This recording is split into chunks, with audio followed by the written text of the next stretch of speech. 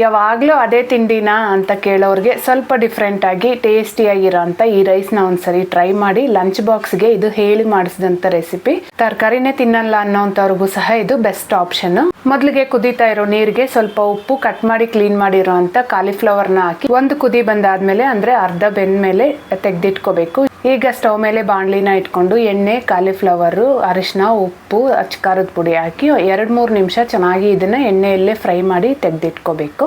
ಈಗ ಮತ್ತೆ ಅದೇ ಬಾಣಲಿಗೆನೆ ಸ್ವಲ್ಪ ಎಣ್ಣೆ ಹಾಕ್ಕೊಂಡು ಸಣ್ಣದಾಗಿ ಹೆಚ್ಚಿರೋ ಒಂದು ಈರುಳ್ಳಿನ ಸಹ ಹಾಕಿ ಸಾಫ್ಟ್ ಆಗೋವರೆಗೂ ಫ್ರೈ ಮಾಡಿ ಆದಮೇಲೆ 1 ಟೀ ಸ್ಪೂನ್ ಅಷ್ಟು ಶುಂಠಿ ಬೆಳ್ಳುಳ್ಳಿ ಪೇಸ್ಟ್ ಸಹ ಹಾಕಿ ಹಸಿ ವಾಸನೆ ಹೋದ್ಮೇಲೆ 2 ಸಣ್ಣದಾಗಿ ಕಟ್ ಮಾಡಿರೋ ಅಂಥ ಟೊಮೆಟೊನ ಸಹ ಹಾಕಿ ಚೆನ್ನಾಗಿ ಮಿಕ್ಸ್ ಮಾಡಿಕೊಂಡು ಇದಕ್ಕೇನೆ ರುಚಿಗೆ ಬೇಕಾಗಿರೋಷ್ಟು ಉಪ್ಪು, ಸ್ವಲ್ಪ ಅರಿಶಿನ ಹಾಕಿ ಟೊಮೆಟೊ ಸಾಫ್ಟ್ ಆಗೋವರೆಗೂ ಫ್ರೈ ಮಾಡ್ಕೋಬೇಕು.